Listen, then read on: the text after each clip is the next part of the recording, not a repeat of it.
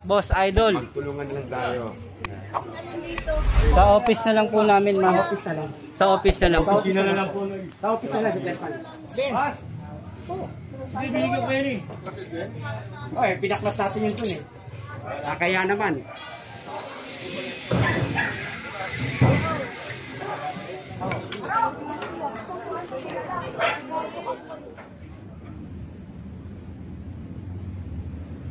Sino nila yung nakakalat sa kalsada?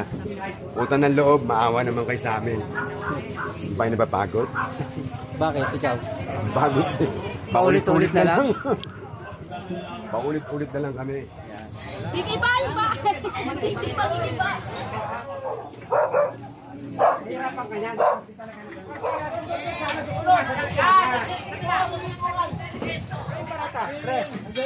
Ayun o.